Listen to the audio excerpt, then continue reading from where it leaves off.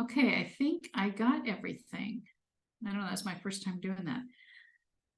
Okay, William, I'm going to start. Well, I start with me, Darlene. Nina is also on our empowerment team, and she's here Hello. somewhere. Yep. Hello, everybody. I'm so excited for this session as I am. I love Communication Access Connect, and so glad you're all joining us. All right, William. So William's going to open up our session for us.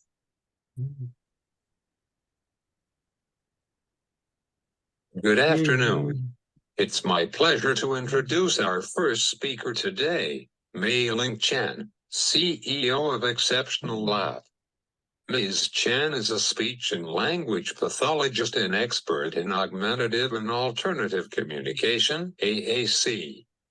She remains committed to breaking down accessibility barriers and supporting inclusion for communicators across all ages, environments, and communities. Please join me in giving her a warm welcome. Yeah. Thanks, William. Welcome, May. I'm going to get off the screen here and let you have the full thing. Excellent. Hello, everyone. Thank you for having me join you. I'm really grateful for you guys inviting me, especially this week, because I am super busy behind the scenes getting ready for our epic accessibility event.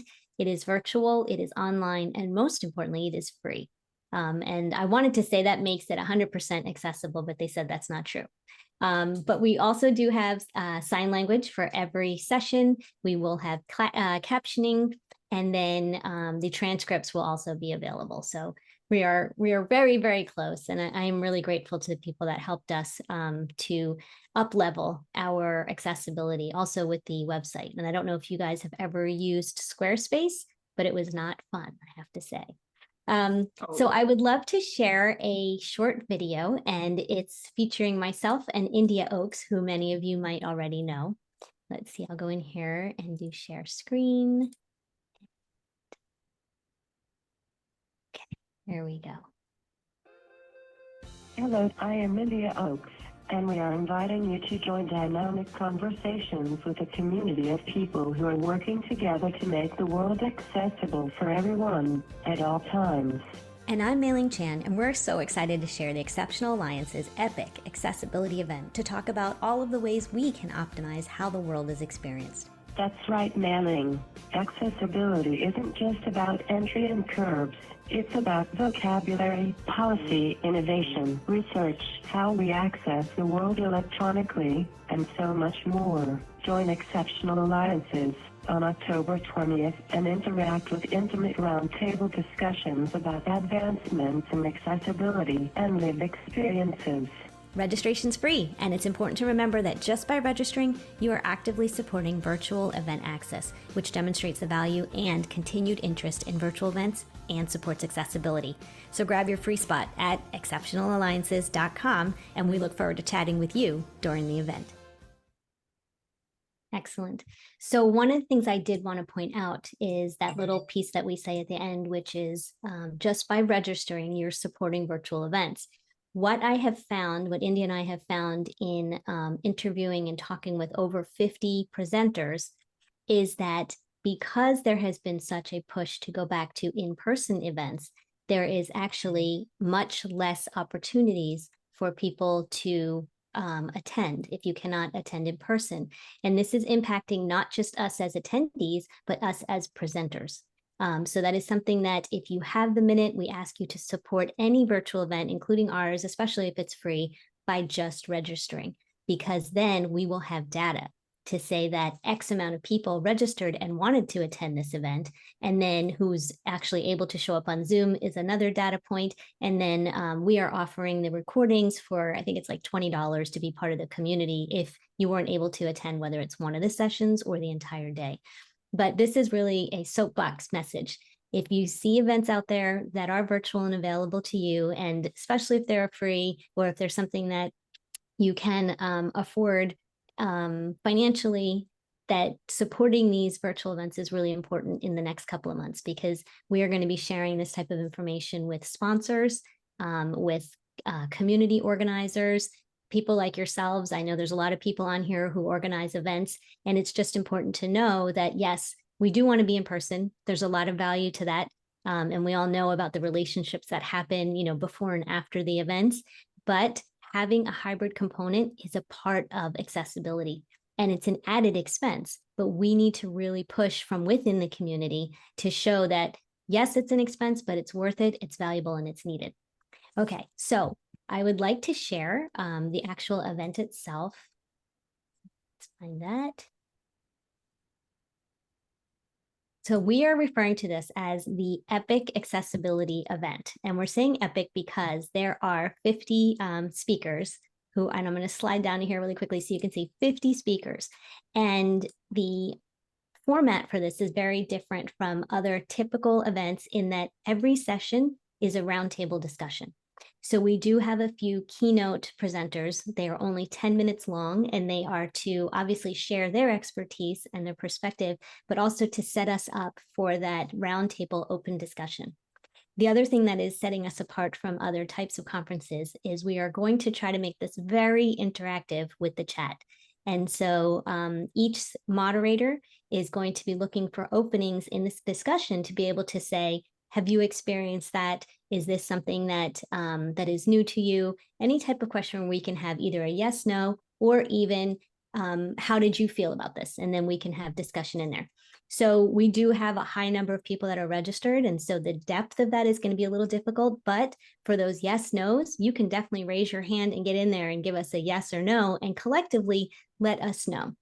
So another thing we want to share is that another important thing about education and growth is getting out of your silos, out of your community. And I call it getting out of your fishbowl.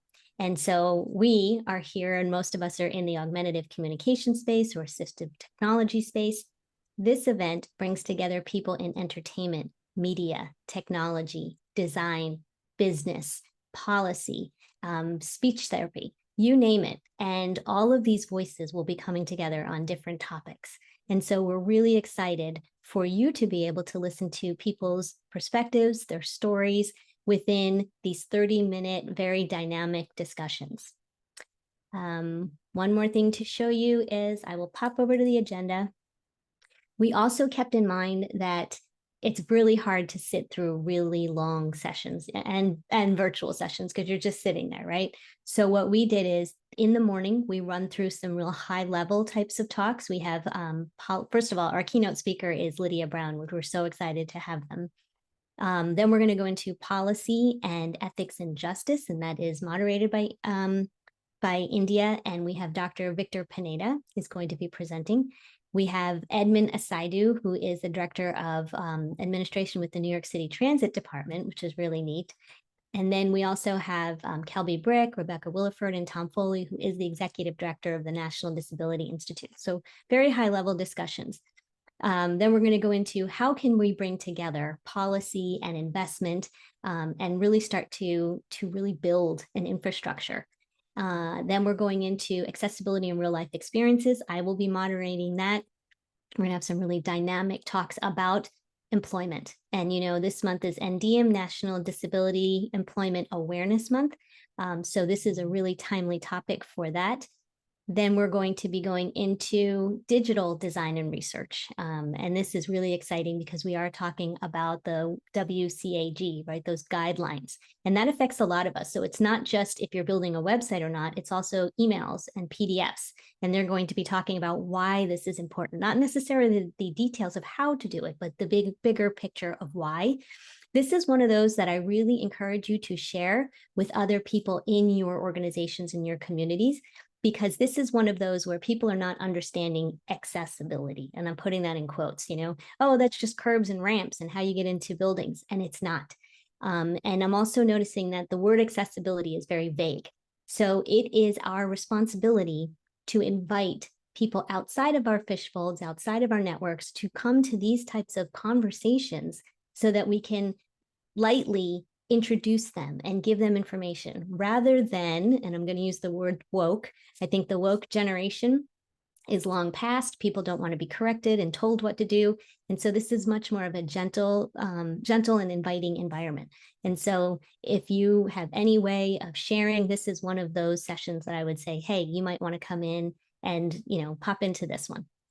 Another one that comes up is really fun. These are kind of like a pitch setting. They are 4 different companies that are going to be telling us about their new technology. It's really fun. They'll be fast. You'll be able to ask questions, and then we'll be voting, and they'll be getting a $500 award. Then we have a 10-minute break, and this starts our 40-minute sessions. So we have a keynote speaker for 10 minutes and then going into a fast-paced 30-minute discussion. This is another great terminology, intersectionality. I myself was very ignorant to this before this year, and I had to learn about how I, being a woman, Colombian, Chinese, ADHD, entrepreneur, all of these things layer into making the person that I am, and also affects how I need to experience the world. The next one is to point out is in the afternoon, we're having 20-minute breaks. I'm very excited about this because we have had so many instances where people need just to get up and walk around, stretch, have a drink, call your mom, call your kids, whatever that is. And so you are not sitting in back-to-back sessions or coming in late because, you need to take care of stuff. So we're going to have 20-minute sessions through the next, I think it's 3 or 4 sessions. This one is more of a high-level spotlight on neurodiversity, but, we're talking about this word neurodivergent, neurodiverse, ADHD, autism, and we have pulled together people that are experienced. They are running communities, meaning like you guys here, and being parts and actively parts of a community, and then also providing leadership. And they are going to be talking about where are we at right now with neurodiversity. The next one is a 20-minute break, and then disability awareness. And the new word on the block is acceptance. So I've been educated, it's not enough to be just aware of disabilities. We need to move into the next step of acceptance. And this is a great, amazing group of people. I don't know if you recognize Ling. She's been on a lot of award-winning shows. She herself is an award-winning actress. Bones, Nip Tuck, I don't know, there's a whole bunch of them. And so look her up. She's amazing. She'll be doing the keynote, and she will be talking about how she has had so many surgeries. I believe it's on her ankles that she walks with a limp. And she has not shared this, but in all of these different shows, they never show that. It's very, very interesting. So she has been an advocate for disability representation in media. And she's just a face out there. She's also the international global ambassador for disability awareness. So it would be great if you can have some exposure with her. And then we have some other amazing people who are going to be talking in that discussion. Again, another 20-minute break, and then closing it out with people you know and love. Drum roll, Chris Gibbons of Smartbox, Tim Jin, who we all know and love, Erin Hawley. I don't know if you know her. She is a woman gamer from New Jersey who helped to make one of the first Xbox controllers, accessible controllers, and she's still working with them. And she's also from my hometown of Keyport, New Jersey, which is incredible. It's this little 1-mile town in New Jersey, and we know each other, so it's amazing. Then we also have Harut Markarian. He's going to be showing us robotics. Rahima is with Grips and Gadgets. She's an occupational therapist. And then Vanessa Castaneda-Gill has an app, Social Cipher, and it's for social skills. So that will be the end of it. It is a very full day. We're really super excited to have you guys joining us. I'm going to go back up to the top here and show you one more thing. You can, when you come to the site, you can get your free ticket. You can download the PDF with all the times. You can find out how to see the recordings. And then I'll show you our amazing sponsors. One of them I wanted to show is this one, Vision Plus. If you haven't heard about them before, please check them out. They are an up-and-coming startup where they're going to be streaming videos with sign language. So we are super excited to be sharing them. And during the breaks, they're going to be sharing some videos. So that's it for me. Does anyone have any questions? That's exciting. I'm really excited. I'm not able to go that day. I'm going to record it though. I'm gonna like I'll sign up and pay for the recording. Excellent. Excellent. Awesome. Thank you so much for having us and letting us share today. We're super excited. Yeah, I love the although Nina's biting at the bit, Hank. You can see in her face. I just, first of all, wow, that must have been a lot to prepare to put that together. My mind is blown, but I just wanted to say, I love that point you made about supporting by registering, and the importance of maintaining virtual events as well, or have that option, because it has proven to be, there's so much more ability for people to participate that just wouldn't even consider it, depending upon where like a live event would be. So that is just such a great point. Thank you. Yeah. People are, William saying looks awesome. Tommy says, you hadn't thought about what you were talking about. Nina, she put that in there then about just being supportive. As you were talking, I was thinking about the challenge that we have. Like, what are the things that we're all hearing, but what do you have an experience of hearing people's pushback on the virtual, because we want to be in person now? What's the responses that like Regional Center has that they're coming up with, we're not going to do virtual anymore, right? What's the rationale that makes sense to them?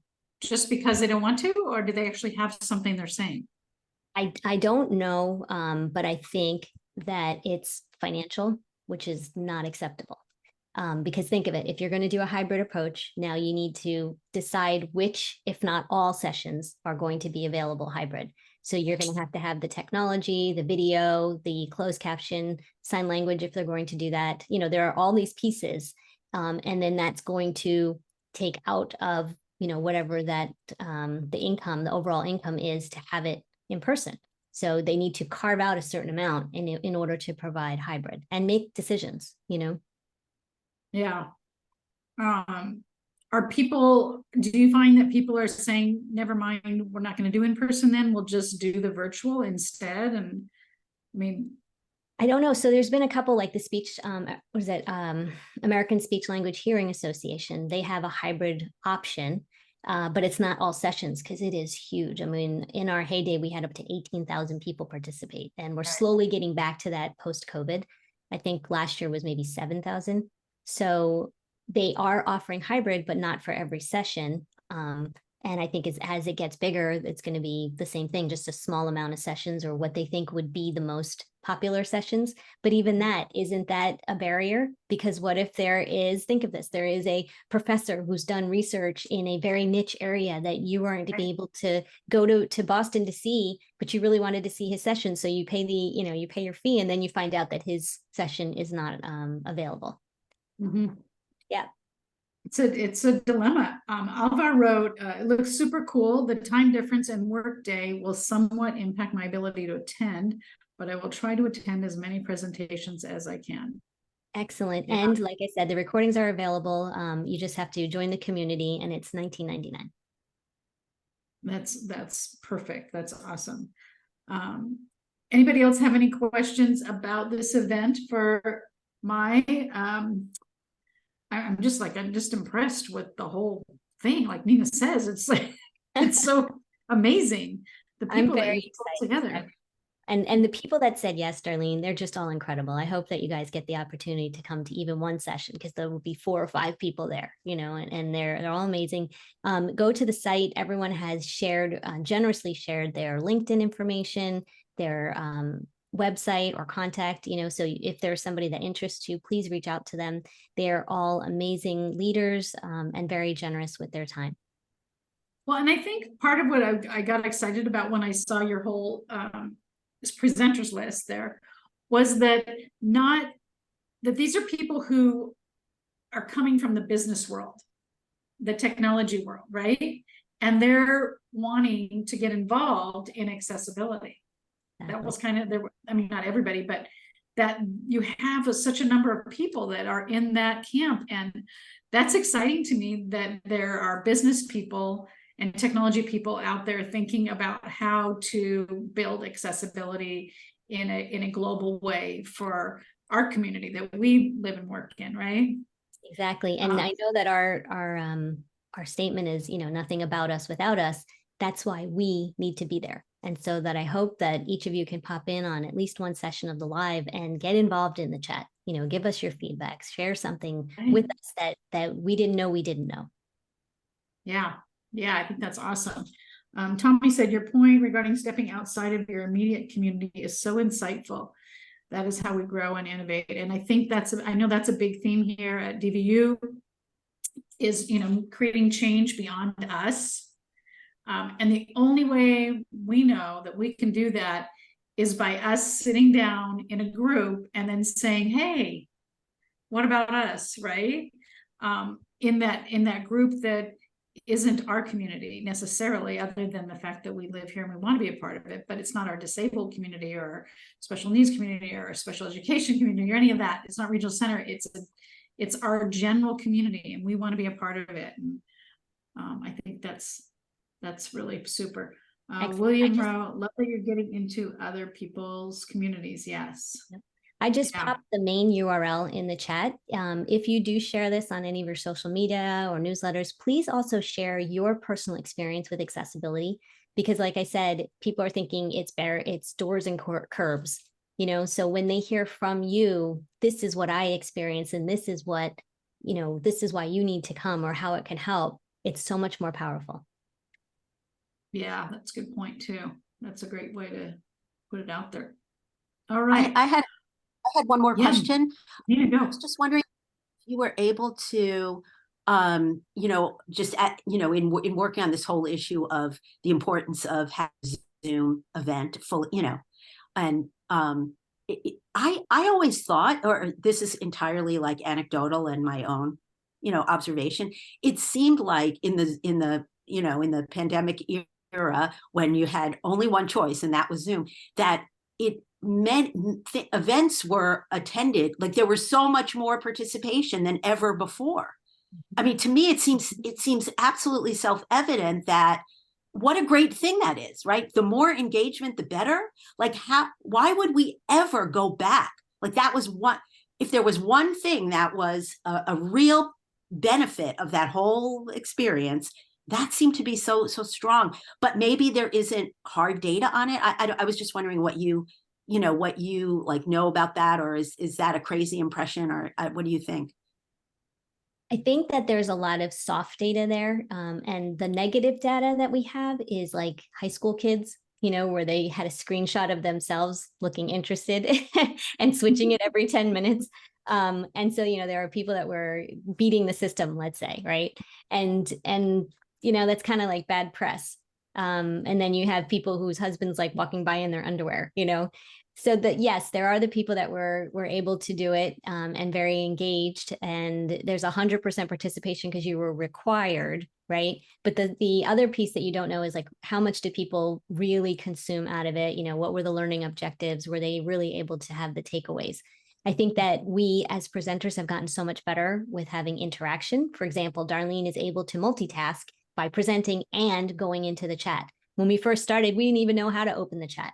And then people didn't understand how to use the chat. So we've evolved a lot since then. So I don't know if that's something that we're saying, like your conference organizers, what are they considering? And there's all different kinds of conferences. So ours are ATIA, Closing the Gap. There's the other one that we just had over the summer. I can't think of what it's called right now. It's 100% virtual and it's so well attended. We all, do you guys remember what that one's called? I can't think. Are you thinking of AAC in the Cloud? AAC in the Cloud. Thank you, Lily. Yes, 100%. We love what they're putting out, and the presenters are amazing. They get the best of the best. But am I excited to go to ATIA in Florida in February? Yes. Or is it January this year? Yes. I want to go in person. And I'm sure that they're going to have a hybrid component. But the quality and the quantity of the ones that they're offering, we won't know. Hopefully that they'll continue to evolve. That's such a good point about like the difference between required. I mean, you're absolutely right. There's all that experience of school, of kids attending school, and that, appears to be a really, really mixed bag. However, for some people, my son is one of them, actually a Zoom situation changed the game on his ability to attend, you know, I mean, it changed the game for some people. So I wish we had thought of a way of really capturing in a more systematic way, you know, experiences, but in the non-required, where it's just something you would never have dreamed of traveling to or something, to the ability to participate in some of these national conferences or whatever it may be. And, you know, to me, that's such a giant leap, but thank you for doing this. And thank you so much. Absolutely. Thank you for having me and for letting me share. Yes, thank you. William said, simply technology, they forgot about the support need for access, right? They looked at it as just a way to get through COVID and work with people in their homes rather than acknowledging that this just brought to light a means of access for a whole other group of people. And just and real quick to wrap this up, and then I'm going to move us on to hear about Lily. But I feel like I'm wondering if part of our dilemma, I guess, in what to do, in-person, virtual, in-person, virtual, is that when you mentioned like the school systems and some people were fail, and then Nina and I are like, no, some people it was like a bonus, right? It really made life better for everybody. In some ways, I think it comes from the point of view that what are you trying to accomplish?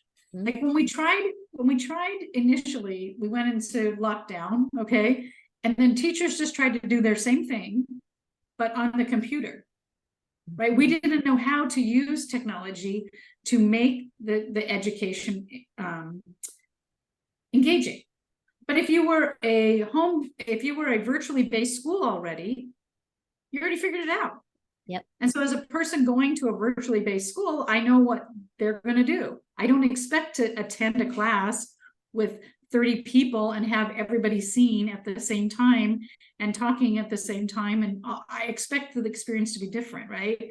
So I think part of it might be that we have to think about what was the point of view that we are viewing that the outcome. Like, so if you want to do a state conference and it's 2023 and an average hotel costs $250 a night, you might want to consider doing it virtually.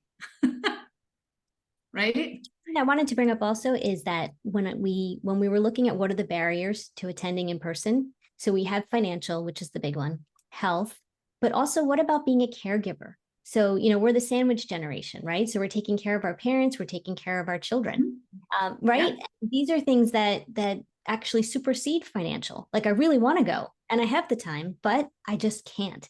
So, you know, we really need to think about the bigger picture here. Yeah. Yeah. Well, thank you very much. And I think, Ryan, you're asking if this webinar is recorded. This session is being recorded, and Exceptional Alliance is also offering recordings of that. So go ahead and grab the accessibility event link in your chat. And like Ling said, sign up just because it shows support and interest, which is part of what we're trying to capture here, right? So thank you very much. I'm excited. Great. Thanks. And I hope to see you all next week. Oh, yes. Okay. Thanks so much. And now I'm going to introduce you and bring you to Lily. Lily is going to speak to us about the products from Assistiveware, which is a communication app company. And they have all kinds of different apps that they create and revise, and I've been working with Assistiveware since my first iPad, my iPhone, right? And the first protocol to go. I don't know if you existed beyond that, but I remember hearing about this guy that was going to develop this system that was going to sit on this phone and you're going to be able to communicate, and thinking, oh my gosh, that life is going to be so great. And that was David from Assistiveware, right? Okay. Yeah. So yeah, years and years ago, this was. We actually started with Mac accessibility. So David started with wanting to help his friend access his Mac. And then we had AAC on Mac, and then they were going to come out with the iPhone. And like the first day that the iPad was out, Proloco to Go was out. Yeah. Yeah. I was there. I was purchasing it. So since then and William as well, he uses he's done very creative things with Pictello, and so you might want to pop in with your story later, William, too. But let's hear from you, Lily. What do you have to tell and share about Assistiveware? Hi, so I am Lily. I work for Assistiveware as in several roles. I'm on our support team, but I am also a member of our AAC research team. And I do some of the social media stuff. Although I'm trying to step back from that a little because 3 teams is too many. I don't juggle like that. So I'm going to try to share some of our apps with you today. We make communication apps as well as a story creating app and some keyboards. But I'm mostly going to focus on our communication apps because it is AAC month. I'm going to do my best to share my screen with you. You should be able to, yeah.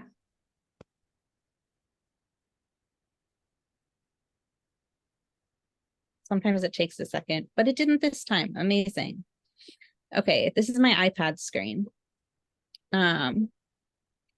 So because we have some Spanish speakers, I'm going to start with talking about Proloquo to Go because Proloquo to Go works in Spanish as well. Proloquo to Go was out the first day an iPad was out.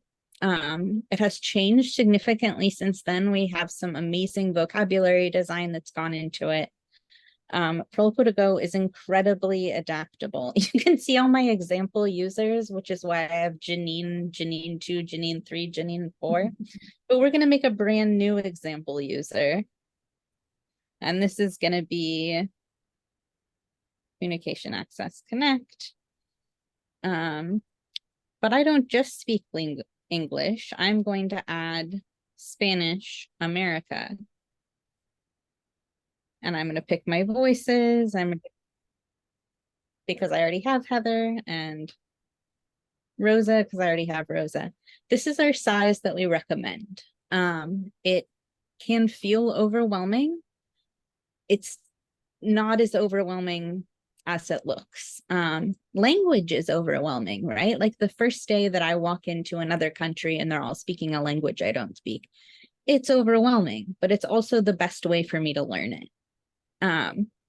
You can adjust how many buttons you've got. Some of these fewer buttons are really good if you have fine motor issues. We don't recommend going smaller because you think someone's not cognitively able. It's difficult cognitively to access the small ones as well, because that means you have to go through more and more and more and more folders before you get to something. And by the time I've gotten to the 5th folder, like, do I even remember what I was going to say? So going smaller for motor issues, not for cognitive issues. I choose my skin tone. And I've gotten started. And I have a huge vocabulary to start with. So I'm not adding in every word I can think of because they're all there already.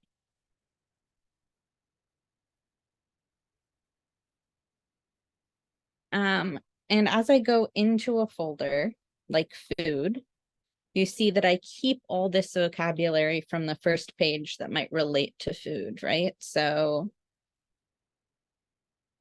I want banana. He wants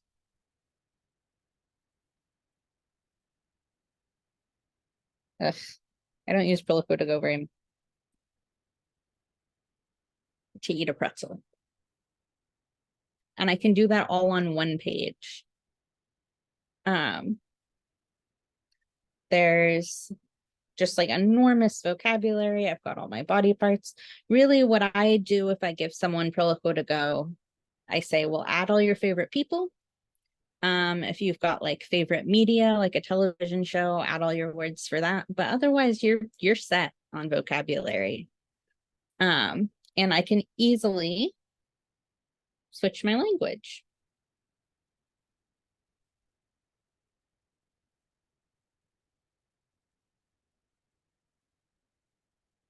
And right back to English again. So it's really, really nice for bilingual people. It doesn't want to swap because I'm sharing my screen. Idioma, there we go.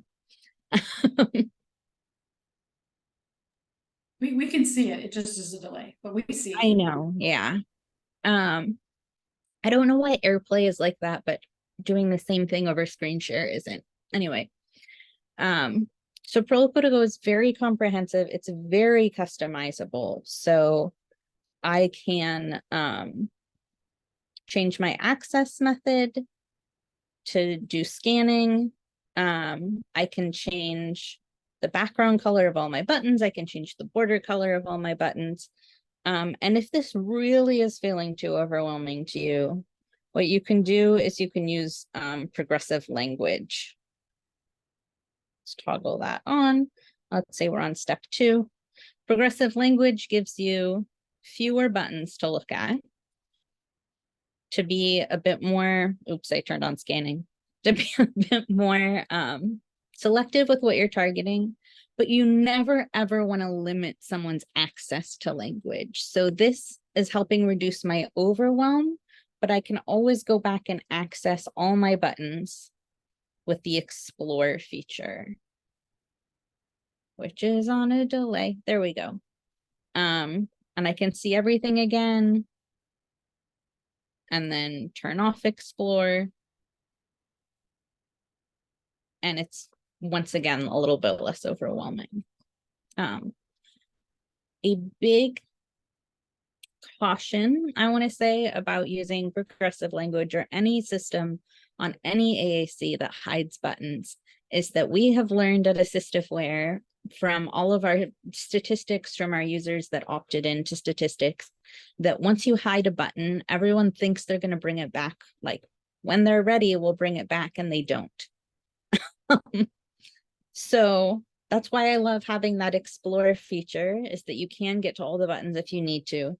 But also if you hide something, like give yourself a reminder, like unhide this in 1 week or whatever. Because what progressive language is supposed to do for you is that you can move up the steps and it easily is unhiding more and more for you.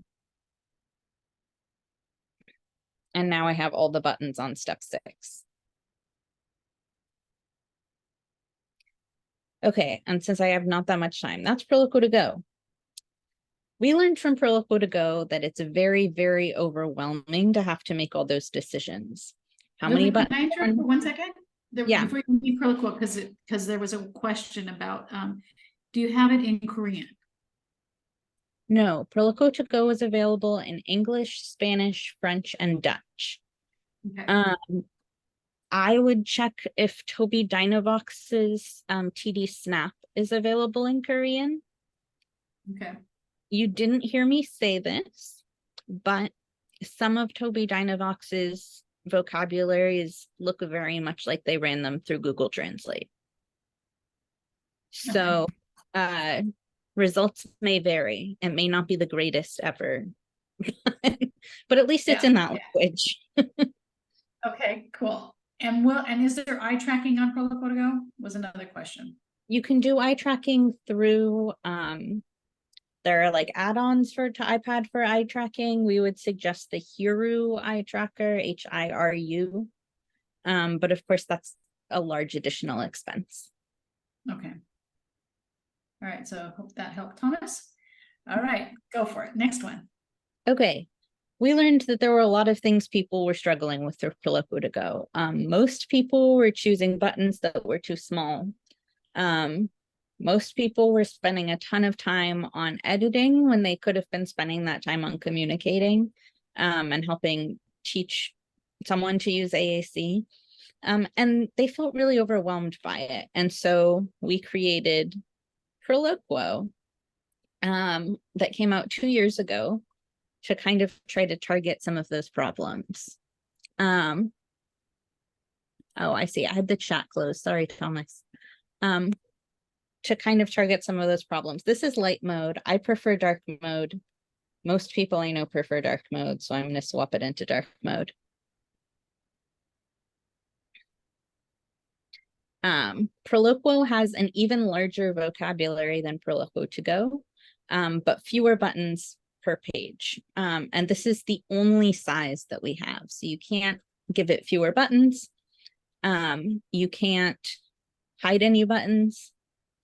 And we researched really hard. We looked really hard. This size, this number of buttons, this vocabulary is going to work for anyone who doesn't have significant fine motor or vision issues. Our buttons are just a little bit larger than the size of an app button, like on the home screen of whatever device you're on. And so as long as you can select an app, you know you can select one of these. You can see there's some, that's loud. You can see that there's some half-size buttons. Those are about the same size as the buttons on the keyboard. The same width, height as the buttons on the keyboard.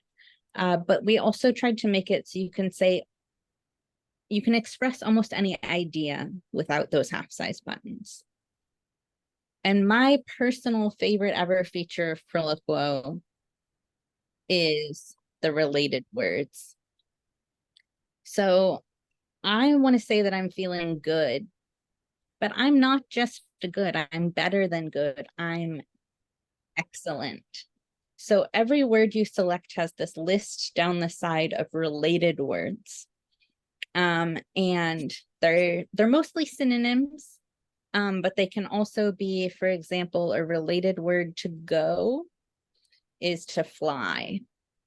And that's not really a synonym, but it is related, right?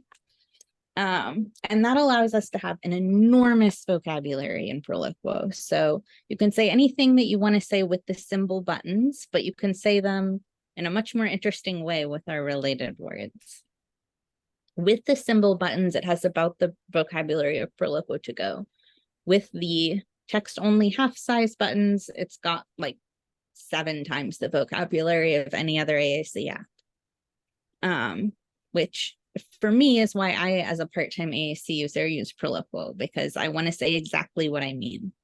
I don't want to sort of say what I mean. Proloquo, we learned that from Proloquo to go, it is not possible to just have the words without the picture. In Proloquo, you can do it in Proloquo to go. Most people, including literate adults, find the pictures helpful. When I'm scanning a whole page of words with no pictures, it's really hard to see the word I want, but I know there's a big X for no.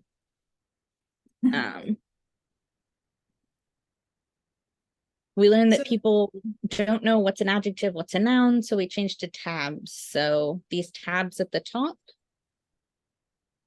take you to general categories. I know the dark pink tab is going to give me more dark pink words. Yes, those are verbs. We don't have to call them verbs. So go ahead. So I'm liking, this is the first time I've really looked at this one, and this isn't all about me. There's 60 something people on here but me. But okay, tell me again, just put my head around, who wants this over who wants Proloquo to go? This is a great question. First of all, we have now an app selection tool on our website to help you. Okay. If you speak English and you don't have significant fine motor or vision issues, pick Proloquo.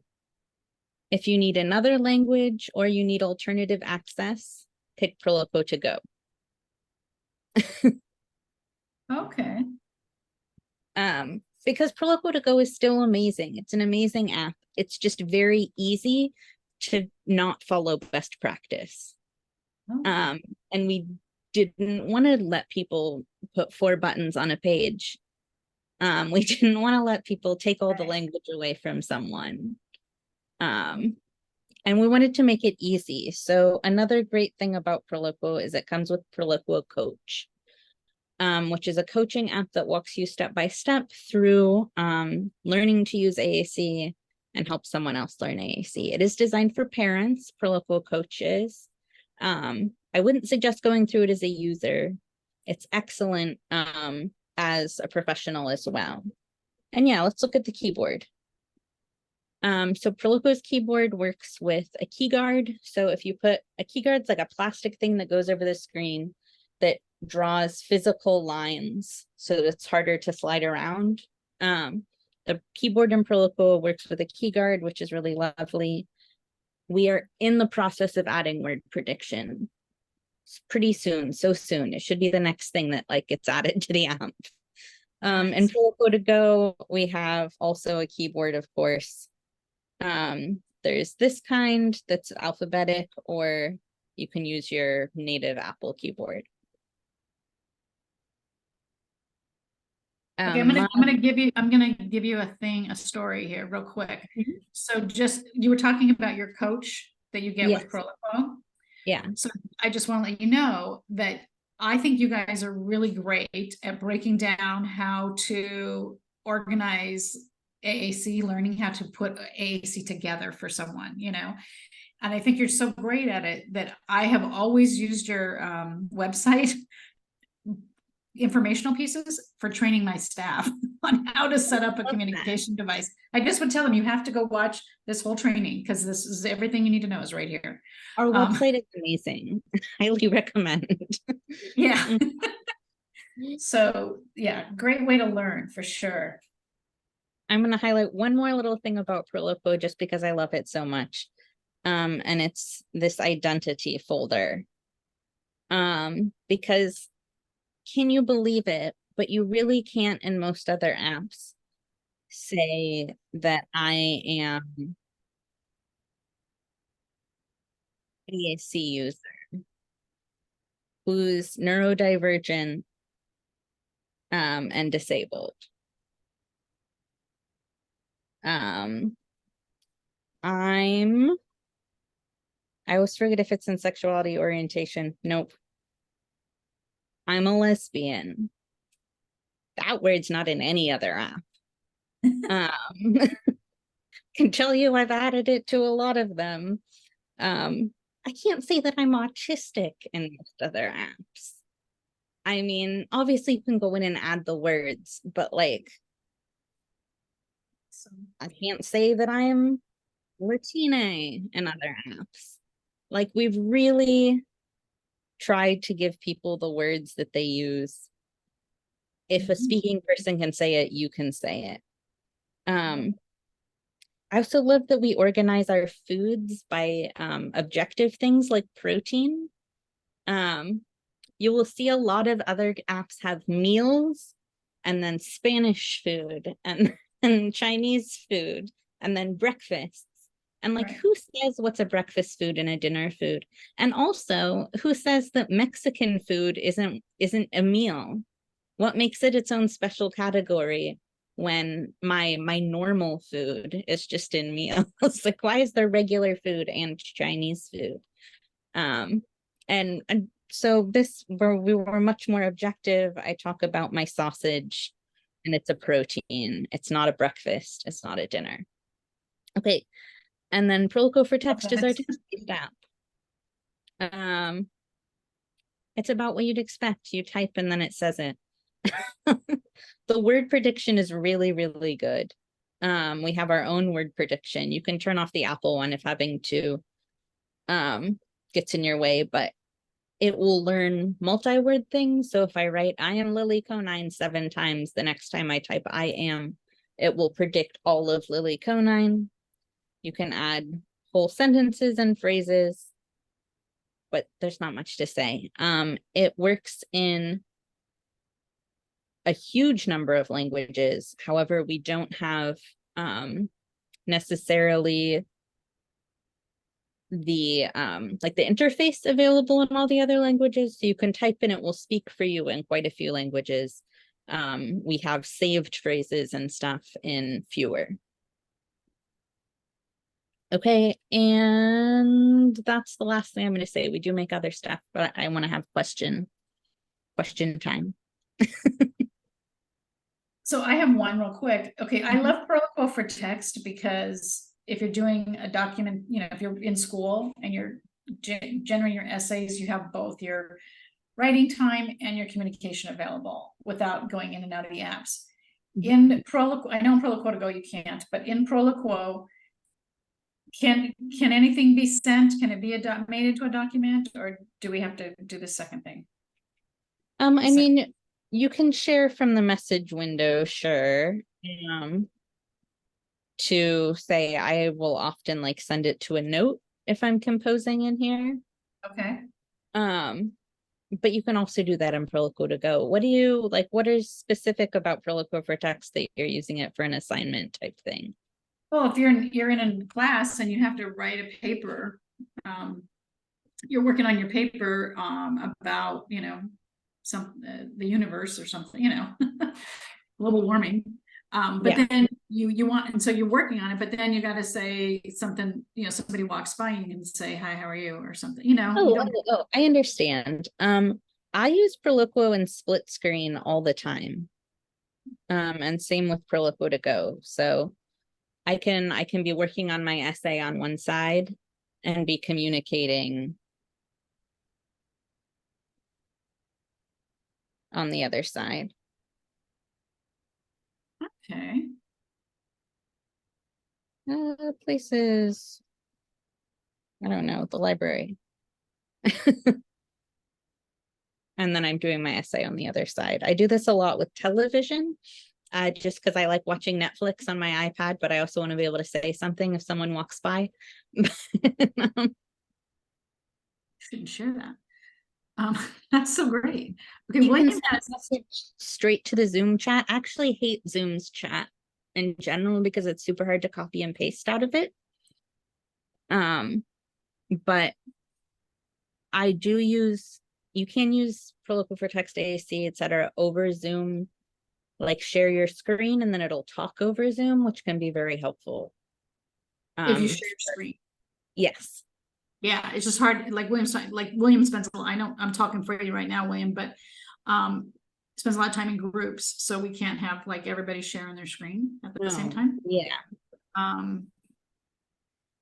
It would be nice.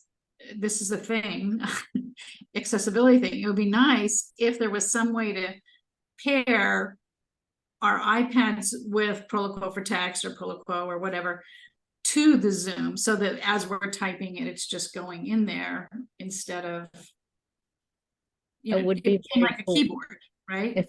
yeah. It would be really neat. In my head, that could happen. I don't know. Yeah. If you do want to use that nicer Proloquo for text word prediction while you're doing something else, our keyboards that we have also have that nice word prediction. So you can use the keyboard in other apps, but of course you won't have your saved phrases and stuff. I have this in the scanning mode right now, but it can look like a normal keyboard. Oh, okay. It would still have the good word prediction. Keyboard. Why did I have it on scanning? Let's throw that back in QWERTY. There we go. So you can change the colors and everything, but I'm showing you it does come in QWERTY and it has that really nice word prediction that's a little bit better than Apple's. And then my actual last thing that I'll say is that today is our last day of our sale, which happens only twice a year. It's half off both Proloquo to go and Proloquo for text. And if you want to try Proloquo, the free trial is extended to 2 months instead of 1 month.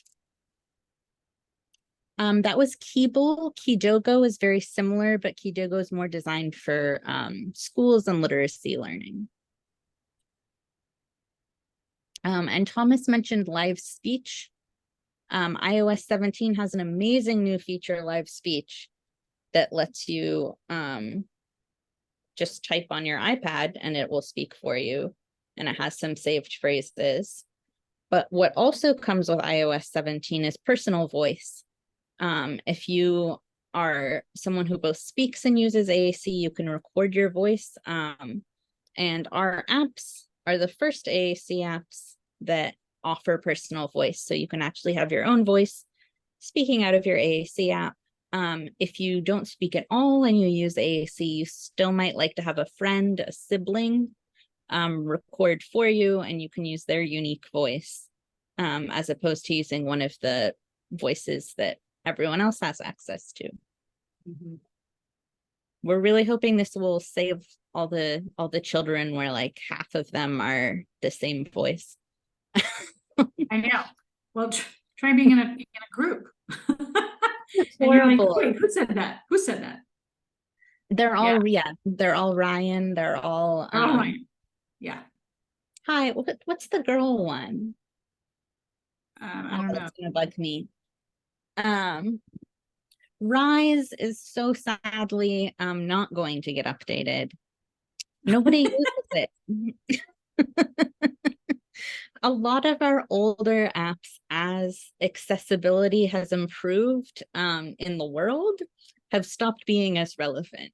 So people stopped using Rise as much now that like Apple has good screen readers and stuff, or there's really good, programs now for word prediction and for like Grammarly. And we're having to slowly discontinue some of those legacy products. Now, Lily, if people go, I put your website's link in the chat.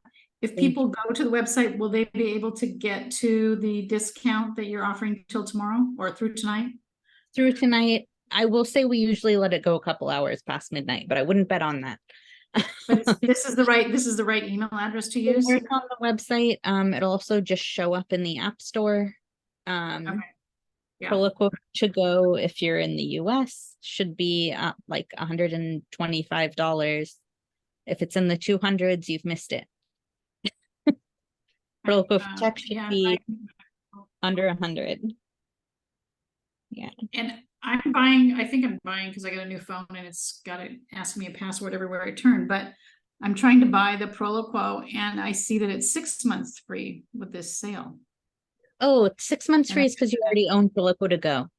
So if you already own Proloquo to go, you get extra months free of Proloquo because we're saying, oh, well, if you already gave us some money, we don't want to make you give us more money. So, and it also lets you say, oh, I tried Proloquo to go, but I also want to try Proloquo, and it's less of a huge risk. You should put the whole iPad in dark mode to get dark mode. The iPad itself. Yeah. Okay. If you're an AAC professional or any kind of professional, email us and you get Proloquo. Well, because my stupid thing's not where I might end up doing that, but I'm happy to support you all. So thank you though. Okay, there's your support email. Wow. Okay. Feel free to put in there. William, you want to tell how you use Pictello? I don't know where you are, William. Not my screen share. Okay, William. I love how you used it for presentations. Any tips on PowerPoint presentations? So this is Mom. With William's permission, I'll explain. So this is a problem that we've had with PowerPoint in oral presentations in general, starting in middle school when that became part of the curriculum. How William could participate in an oral presentation and create the PowerPoint, which was the curriculum. So the PowerPoint was created, and then we mirror the slides to Pictello. And then each slide, William learned to reference and then play his portion, if it was a group presentation or the whole presentation, slide by slide in a more natural speaking pace. So we started with full support, and now I just really sit next to him in case of a technical glitch, and he references the slides and does them. But it's a lot of screenshotting and importing those pictures in. So I don't know if you have any tips for that. Do you have Pictello up there? I tend to, I'm going to show Pictello. I tend to use PowerPoint as is and record and have what I'm going to say for each slide just as buttons and Proloquo for text. Saved in Proloquo for text. That's how I do presentations. But Pictello is awesome anyway.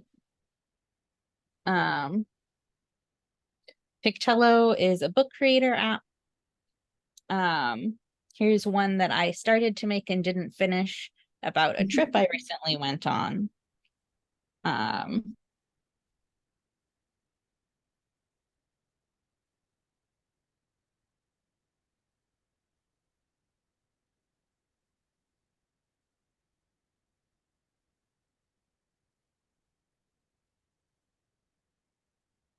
So when you make a Pictello book, you pick a picture or a video to put on each page, and then you can write your text and it will read it aloud to you. It's really great for supporting early literacy, but also for giving this sort of pictures and talking presentation. And so there's a lot of ways it can play. You can have it play automatically like a slideshow. You can turn each page yourself and start each talking thing yourself. You can change the font. It's really nice. And look, I went to the Midwest. So the books can be long or short. We have some sample stories. I love this one. This is Pam's son, Josh. Pam works for Assistiveware as well. Josh is much older than this now. I also really like the sample story about how to ride a tram, because it's very obviously Amsterdam. You like, that's not how to ride a tram. And no, it is not. That's cool. That's Pictello. It's only like $10, and I think it's also might be half off right now. So it's worth checking out. It's kind of like it's kind of like a scrapbook. Yeah. But when you were first getting started, William, I liked it when you would use that because it was like a scrapbook, and you could easily just move through the pages and say it out loud. I mean, now we're using Proloquo for text with PowerPoint like you are. But I think that it was a great way to stay engaged in a conversation that you had planned out, and to share a story. I liked it for that. Get another comment, William? Mom again. Okay. One thing that we did too when William was younger, if you're a newer AAC user, is we would take pictures of just about every activity that we did. And he would take pictures at school, and then he would do that as like a shared, for sharing, shared experiences. And then eventually that evolved into text messaging and emails and whatnot. But in the beginning, it was very much, this is what I did. And he would share a fact or two facts about it, because that's how he learned to type. So it was good for that, with the goal being that, he could evolve into emails and where he is now. But just a suggestion. We love all of the Assistiveware products. William actually met David some years back. He came to his school. That was real fun. So fangirl over here as a mom. I would say I started working for Assistiveware actually using an app from another company to communicate. Proloquo to Go wasn't for me. And I still went to work for Assistiveware because I love how the company's involved in advocacy and how good the support is. You'll hear back from us right away. We're always going to be helpful. A really nice thing about being an international company is that there are no off hours. So we try to never go more than 4 hours that you're waiting for an answer. Sometimes it's a little more on weekends, but like, you're always going to hear from us. Yeah, Lori says students use Pictello for social stories. I love that because people always forget that social stories are supposed to be personalized. And Pictello really helps. So Lily, would you, and you can say I don't want to share this, but would you share with us how you as a speaking person use your AAC? Yeah, so I find that the skill I lose first when I run out of battery is speech. And so if I'm overwhelmed, if I'm very anxious or very tired, speech really goes out. Usually it just goes out all the way and I can't speak at all. Also, though, often I can only answer questions, but I can't. So if someone is like, how are you? I can be like, I'm doing real bad. But if no one asks, I'm just stuck there. And AAC works for me in those moments. And particularly, even though I'm extremely literate, I started reading and writing when I was like 3 years old. The symbols really help ground me in even remembering what words there are out there, what I could possibly say. And if I'm feeling a little frozen, it's not as difficult as typing for me to use symbols. I started using symbol-based AAC when I was 18. Before that, I was hiding in my bedroom a lot. Really? Yeah. No, well, wow, that's a great story. Because I think that, you know, in this group here, we're all about how are we going to get through the barriers that are presented to us as AAC users, right? And that whole question of I'm verbal and I'm not verbal, I'm verbal and I'm not verbal, I'm speaking and I'm not speaking, you know, whereas it's kind of an ableist question, right? It's who am I to decide? And like you're saying, when I get tired and fatigued, that's going to go for me. And that's on you. That I don't tell you that you're not tired. You should still use your speech, right? That would be weird. So I love that you're sharing that part of the continuum of individuals who are going to be using AAC. And that's such a great comment you just made, because it's not just that my speech goes out when I'm tired and so I use AAC. Now I can use AAC to prevent myself from becoming tired, because speech uses so much more of my battery than any other thing does. And for things like this, I actually will spend usually like the day before a presentation just using AAC to save myself up for the presenting. That's great self-advocacy, right? Yeah. It's knowing yourself. I love that. People keep asking about pictures and things, and I was thinking in Proloquo, did you say can you add photos Yes. to Proloquo? Yeah. You can. Okay, good to know. Thomas said we love adding pictures in Proloquo to Go to create custom tiles. I love that you write the Korean text into the tiles. That's really smart. Wow.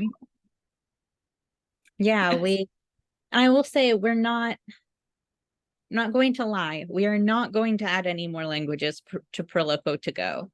If we add languages to Proloquo, it's going to be Spanish, French, and Dutch. I don't want anyone holding out hope on that. We had no idea how difficult it was to do a good language translation, and we're simply not going to do a bad one. Because it's not just translating every button, it's rearranging the whole thing for the grammar structure. It's having a good voice. It's, yeah. But I will, particularly if you email and ask for me, I will find you something in the language you're looking for, or I will confidently tell you there's nothing and give you some options. Thomas crying. I'm sorry, Thomas. What is your email, Lily@Assistiveware? Yes, but don't do that because I never check that one. Email Assistiveware support and say I'm emailing that one. Lily. Okay. Okay, cool. And that one was support@Assistiveware, right? I'm gonna put it in there for you. You are the only person that answers that? Assistiveware.com, correct? Oh no, everyone answers support. Oh, just say it's for Lily. Just say it's for me, yeah. Okay. And I'm the best person to ask if you're saying what non-Assistiveware app offers this language. You know what would be nice, Thomas, is if we could find a Korean company to make a AAC app. And perhaps Assistiveware could assist them in designing such a thing just in general, because the language structure is completely different. Yeah. But that would make sense to the Korean developer, right? It should. PRC Saltillo also is doing some like charity stuff for lesser spoken languages. And they can be nice to work with. Okay. Sorry, the times are wrong in Spanish on what, Lulu?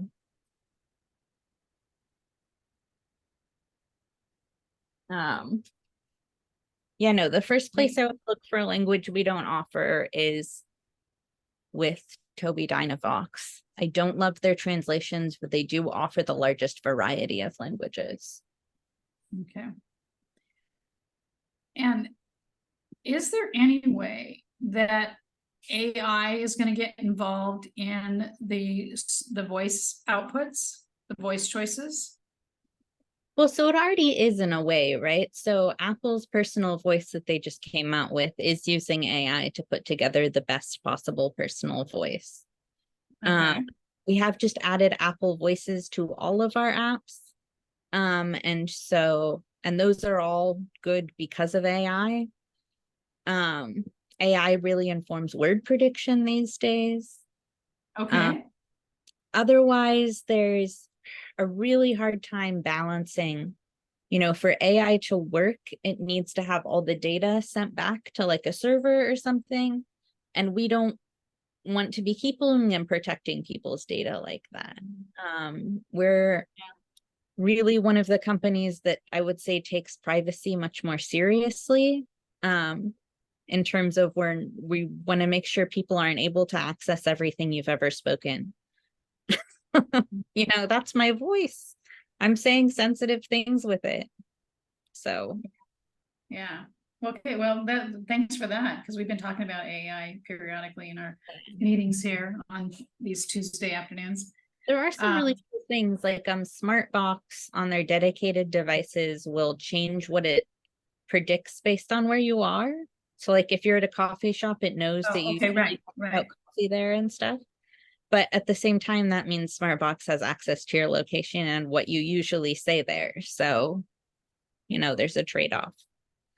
Now that translation came in for you. And so in Spanish, the times are not set correctly. Is there something I'm doing wrong? How do I correct this? The times. I don't quite understand that. Yeah. And then, if someone can translate, Lulu. Actually, yes. Talking about past tense. I misunderstood what she was talking about. It's the grammar, yeah. So she's saying in Spanish, it's the word gustar, to like, but you can't say that me gusta, like using past tense. Conjugate. Yeah. Thank you, Anna. Conjugate something well, first let me double check that there's not just an error, because I don't want to like tell you what to do and I'm just lying. But to do a conjugation, you long press on the button and it'll give you a bunch of options, and sometimes you have to hit then a second button to put it into past tense. But I see what you mean.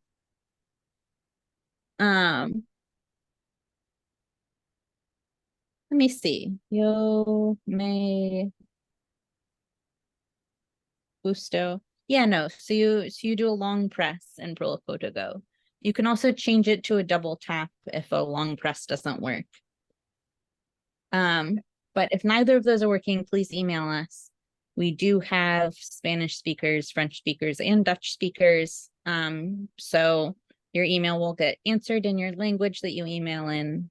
It may take a little bit longer. And Lulu has another comment. The problem is, and then I don't know what she's saying. So someone can translate, that'd be great. Like I can think of another thing it might be. And that can definitely get troubleshot over email. Yeah, it was saying, she's saying it's probably something technical that she didn't know how to use. Mm-hmm. And then I'll put your email in the chat right now again. Great. Thanks. Mm-hmm. Well, Lily, this was tons of fun. I want to spend like 3 hours with you. Me too. Just playing with Mm-hmm. technology. I don't have assistive technology specialists in my life as much as I used to, and I miss them so much. because they would always be the ones telling me all these things. So this has been like really great. And I already got my Proloquo. I can't wait to use it. So this is great. Okay. Anybody else have any comments they want to put in really quick? While you're doing that, I want to say, first of all, thank you again to Lily and Assistiveware. This has been perfect information and useful. I want to thank Ling for presenting on this and putting together, most importantly, putting together this amazing experience that is going to be October 20th. If Christina has 14 hands, maybe she could put the link back in, or Ling, you could put the link back in for your event again, so that people grab that one more time. Because I think that is so in line with what we are here doing at DBU, and as far as wanting to change the narrative everywhere. And on that line, I want to talk to you about, we have the SDP conference coming up on November 3rd. And Christina is going to drop the link in on that, to register for that. It's November 3rd, it's virtual. If you're in California and your regional center, Monica, are you here? I don't know if I'm here if you need help. Oh, okay. Judy, do you want to talk about the regional center Yes. availability? Although I look terrible, so please don't look at me. Just people. talk. Okay. Okay. Hi, everybody. Great to see you all. So we are having, for those of you who are in California and are part of the regional center system, we are having a great conference on November 3rd. It's online, virtual, very accessible. And it is all day, starting at 8:30 in the morning until 4:30 in the afternoon.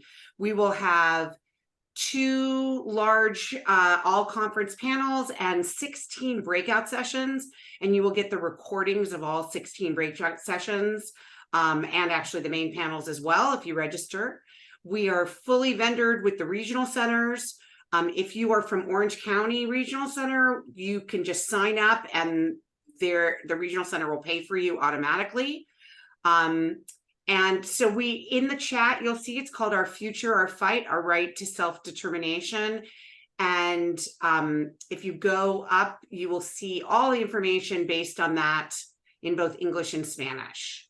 So we hope you'll come. If you're already in the self-determination program, you can have it paid for by your self-determination plan.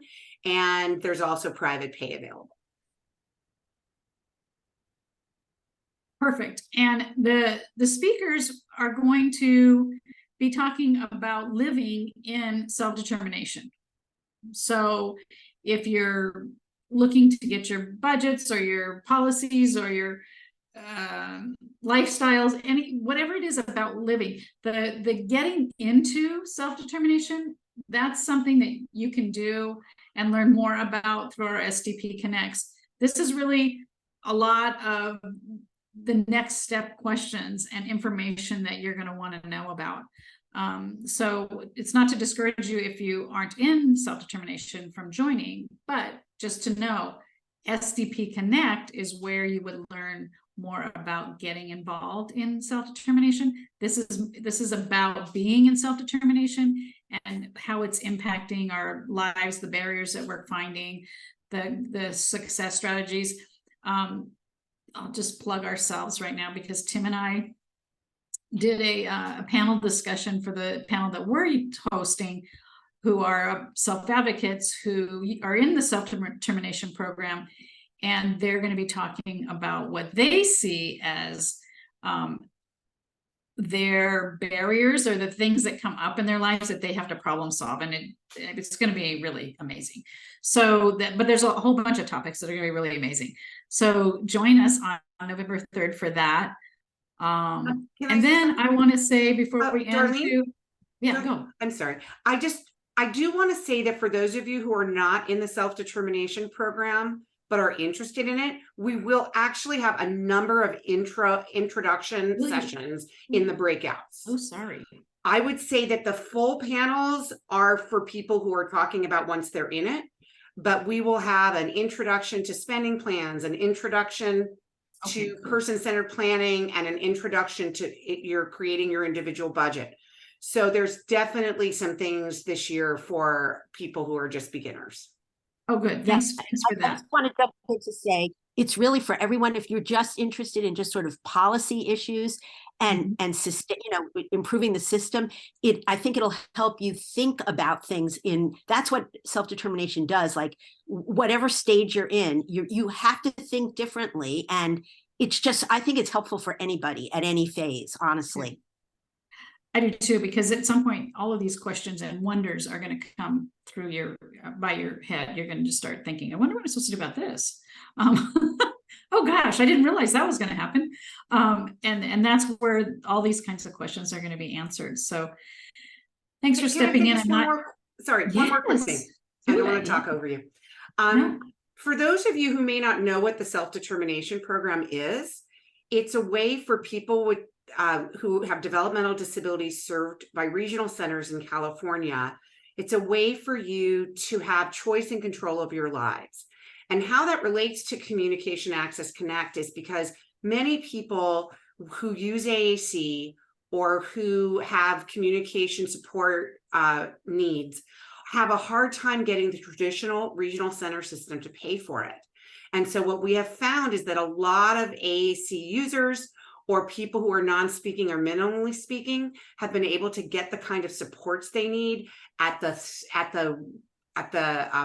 hourly rates that people need to be paid who are qualified to provide that support through the self-determination program. So we encourage you to look into it if you've never done that before. Absolutely. I've been working in the regional center world for my whole career.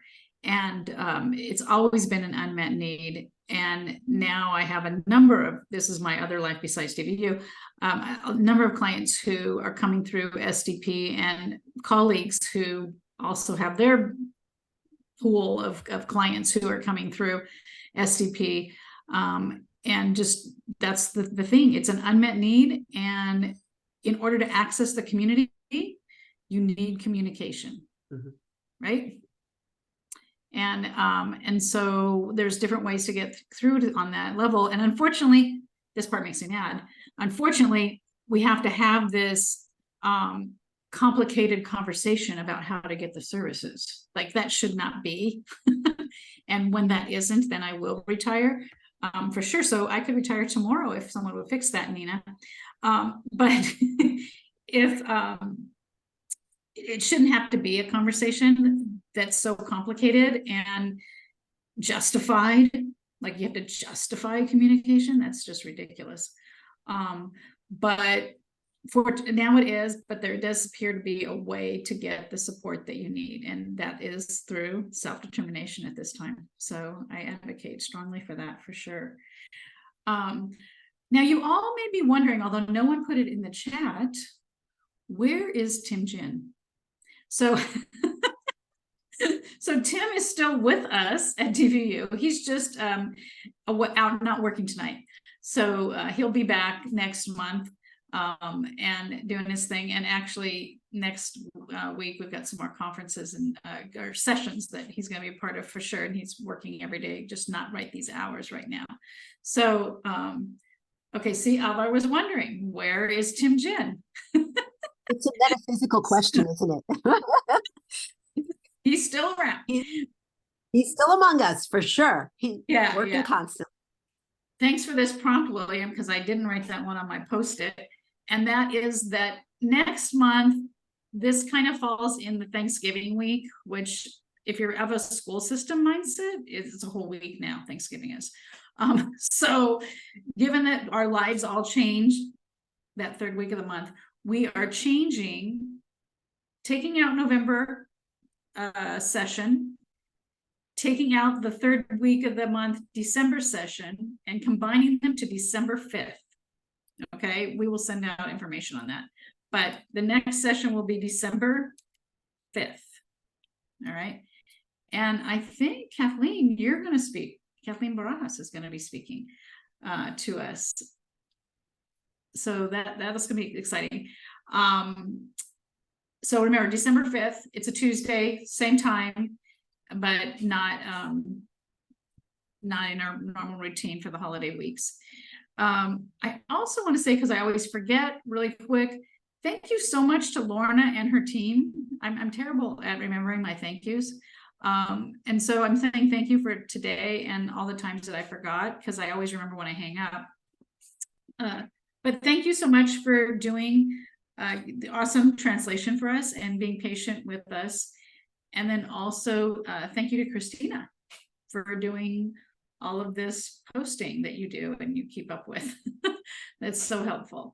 So I'm just terrible at that. Thank you. So I wanted to make sure I said that today. So, all right. I hope that we will see you on December 5th. Kathleen, you're going to be talking, now I'm drawing a blank because I didn't write it. I did write it down somewhere, but you're going to be talking about accessible travel, I think, or accessible community, right? Am I getting that right? I'm sorry to butcher it. I should know these things better. Yeah, I'm pretty sure that it is accessible community. Let's see if I wrote it down anywhere. Oh, Project Air Travel Accessibility. I found it. Okay, so I was close. So she's going to talk about travel accessibility with us, which is really exciting, especially for the holidays, right? So join us on December 5th, everybody, and jump in on October 20th to the Alliance. And thank you for all the thank yous. You guys are great. All right. I think that we will call it. We'll see you all next time. Happy Thanksgiving. Happy Halloween. Thanks, everyone.